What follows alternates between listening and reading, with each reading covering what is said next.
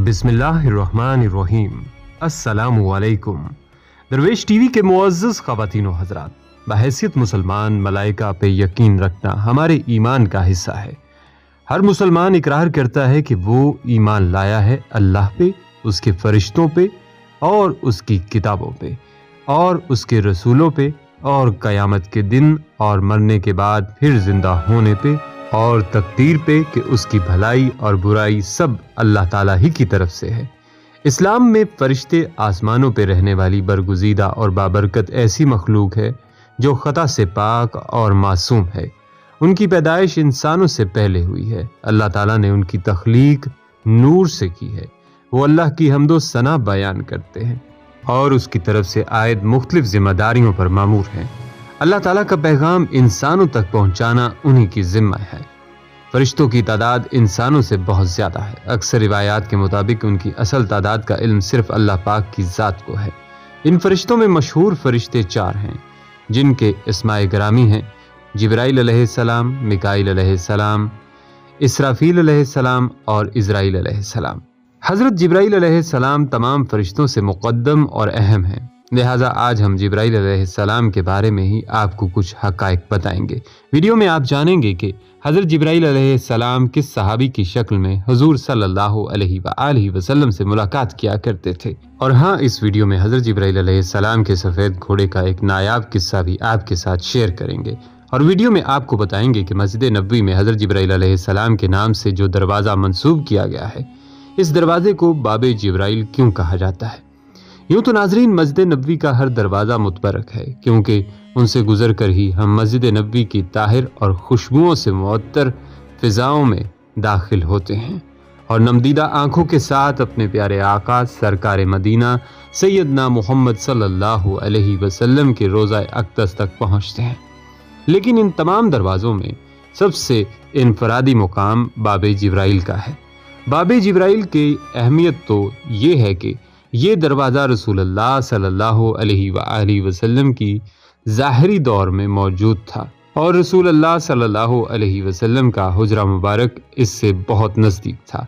और इसी दरवाज़े के बाहर जो जगह है, वहाँ रसूलुल्लाह सल्लल्लाहु अलैहि वसल्लम इंतकाल कर जाने वाले मुसलमानों की नमाज जनाजा पढ़ाया करते थे।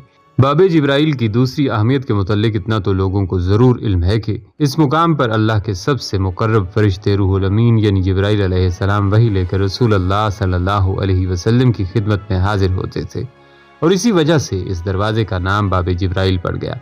लेकिन हकीकत यह है कि एक ख़ास मौका पर जब हज़रत जिब्राइल अलैहिस्सलाम एक इंसानी शक्ल में इस मुकाम पर तशरीफ़ लाए और उन्होंने रसूलुल्लाह सल्लल्लाहु अलैहि वसल्लम से एक ख़ास कलाम किया और इस पूरी सूरत हाल को एक और अजीम हस्ती ने अपनी आंखों से देखा और इस वाक़े की पूरी कैफियत लोगों के सामने बयान भी की और यूं ये दरवाज़ा बाबे जिब्राइल कहलाने लगा।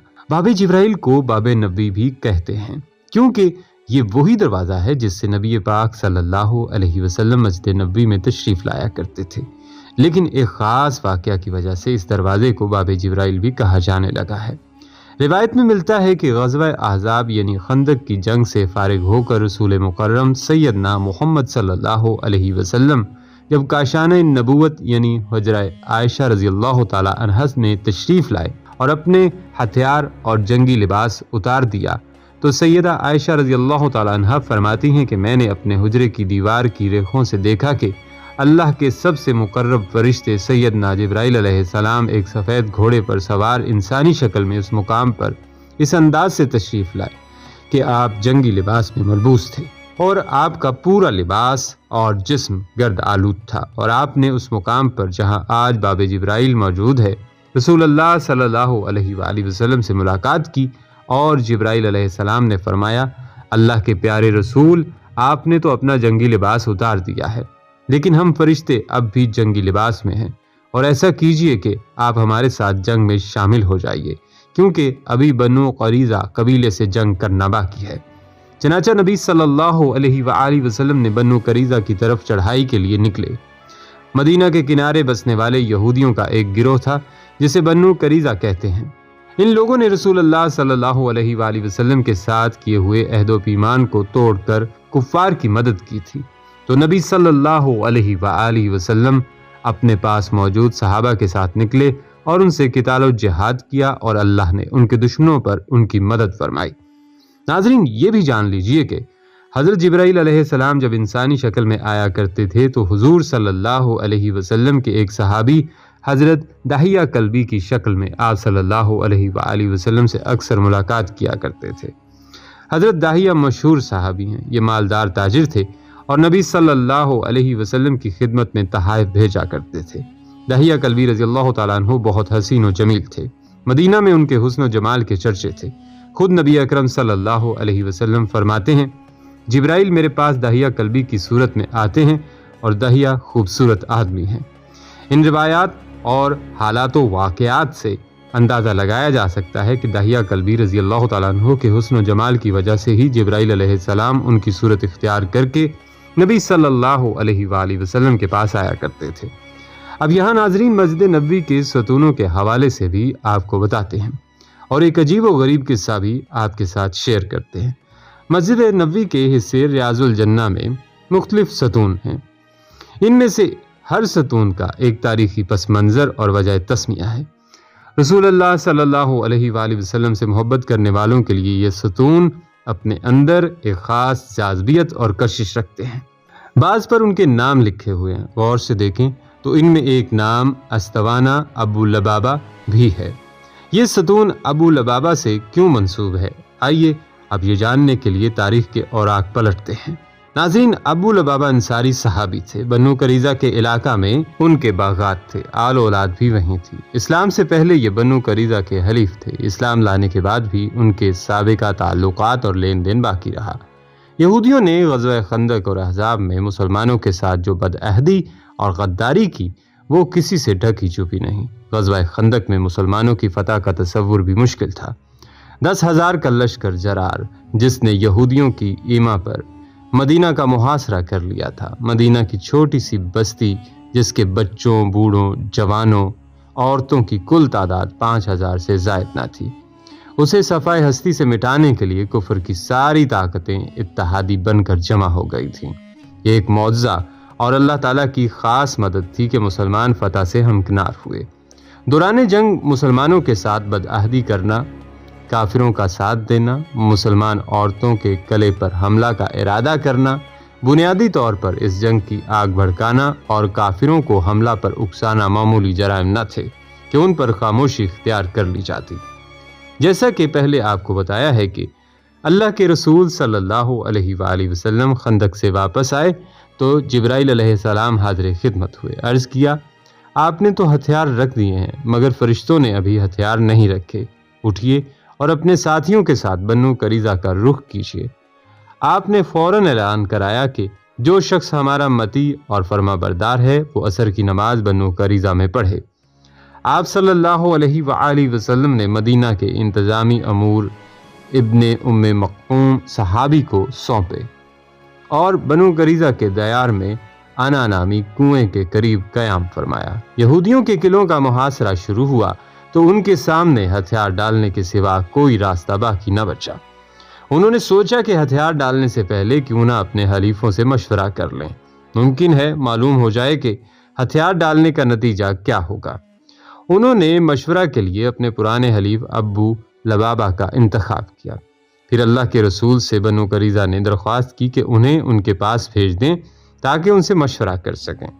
جب وہ وہاں پہنچے تو مردان کی طرف دوڑ پڑے اور عورتیں اور بچے ان کے سامنے دھاڑے مار کر رونے لگے۔ ابو لبابہ نے ان کی حالت دیکھی تو رکت طاری ہو گئی۔ یہود نے ان سے مشورہ کیا کہ کیا ہم محمد پر ہتھیار ڈال دیں؟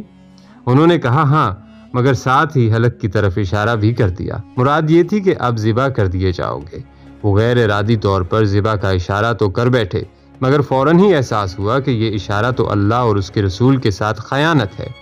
چنانچہ وہ بجائے اللہ کے رسول کے پاس آنے کے سیدھے مسجد نبوی پہنچے اور اپنے آپ کو اس ستون کے ساتھ باندھ لیا جس کا ذکر ویڈیو میں پہلے کیا ہے۔ انہوں نے کہا اب مجھے اللہ کے رسول ہی کھولیں گے، مطلب یہ ہے کہ جب میری توبہ قبول ہوگی تبھی میں اپنے آپ کو آزاد کروں گا۔ وہ مسلسل 6 دن اور 6 راتیں اس ستون کے ساتھ بندھے رہے۔ ان کی بیوی نمازوں کے اوقات میں انہیں کھول دیتی اور نماز ادا کرنے کے بعد پھر باندھ دیتی تھی۔ ابو لبابہ کے اس واقعے میں دوسرے بہت سے اسباق کے ساتھ ساتھ یہ سبق بھی موجود ہے کہ ایک شخص سے نادانی میں بلا ارادہ ایک فوجی راز افشاں ہو گیا۔ اس غلطی کا اللہ تعالیٰ کے سوا کسی کو علم نہ تھا۔ وہ چاہتے تو کسی کو اپنی غلطی کی ہوا بھی نہ لگنے دیتے، مگر یہ قوت ایمانی تھی، اللہ تعالیٰ کا خوف اور یہ احساس تھا کہ میرا سمیع و بصیر اور دانائے قلوب پروردگار مجھے دیکھ رہا ہے۔ اسی احساس کے زیر اثر انہوں نے نہ صرف اپنی غلطی کا اعتراف کیا بلکہ اپنے لیے از خود سزا بھی تجویز کر لی اور اپنے آپ کو ستون کے ساتھ باندھ لیا۔ کسی بھی مہذب معاشرے میں گناہ کے معترف اور نادم شخص کے لیے لوگوں کے دلوں میں ہمدردی اور محبت کے جذبات جوش مارنے لگتے ہیں۔ گناہ پر اصرار، فخر اور اس پر اڑے رہنا بدبختی کی نشانی ہے۔ سیدنا ابو لبابہ کا معاملہ اور بھی اہم تھا۔ یہ اپنی قوم کے سرکردہ اور نمایاں افراد میں سے تھے، لہٰذا لوگوں کی دلی خواہش تھی کہ ان کی توبہ قبول ہو جائے۔ خود اللہ کے رسول صلی اللہ علیہ وآلہ وسلم بھی یہی چاہتے تھے۔ چنانچہ 6 راتیں گزرنے کے بعد صبح سویرے یہ وحی نازل ہوئی۔ سورہ توبہ میں ارشاد ہوتا ہے، کچھ دوسرے لوگ بھی ہیں جنہوں نے اپنے قصوروں کا اعتراف کر لیا ہے، ان کا عمل ملا جلا ہے، کچھ نیک ہیں اور کچھ برا۔ بعید نہیں کہ اللہ تعالیٰ ان پر پھر رحمت کی نظر فرمائے، کیونکہ وہ بڑا بخشنے والا اور رحم فرمانے والا ہے۔ اس روز اللہ کے رسول صلی اللہ علیہ وآلہ وسلم سیدہ ام سلمہ رضی اللہ تعالیٰ عنہ کے مکان پر تشریف فرما تھے۔ اس شفیق، رحیم و رؤوف اور مہربان نبی صلی اللہ علیہ وآلہ وسلم کو اپنے اس ساتھی کی توبہ قبول ہونے پر اتنی خوشی ہوئی کہ فرط مسرت سے بے اختیار ہنس پڑے۔ صحابہ اکرام ہوں یا صحابیات یا امہات المومنین، ان کی جناب رسالت مآب صلی اللہ علیہ وآلہ وسلم سے محبت کا یہ عالم تھا کہ وہ اللہ کے رسول کی ایک ایک بات نوٹ کرتے تھے۔ ہماری اماں جان سیدہ ام سلمہ رضی اللہ تعالی عنہا نے آپ صلی اللہ علیہ وآلہ وسلم کو ہنستے دیکھا تو عرض کرنے لگیں، اے اللہ کے رسول، آپ کس بات پر ہنس رہے ہیں؟ اللہ تعالیٰ آپ کو ہمیشہ اسی طرح ہنساتا رکھے۔ ارشاد ہوا کہ ابو لبابہ کی توبہ قبول ہو گئی۔ اس وقت تک پردہ کے احکامات نازل نہیں ہوئے تھے۔ سیدہ ام سلمہ رضی اللہ تعالی عنہا نے عرض کیا، اللہ کے رسول، اگر اجازت ہو تو میں ابو لبابہ کو خوشخبری سنا دوں؟ ارشاد ہوا، ہاں، اگر چاہو تو سنا دو۔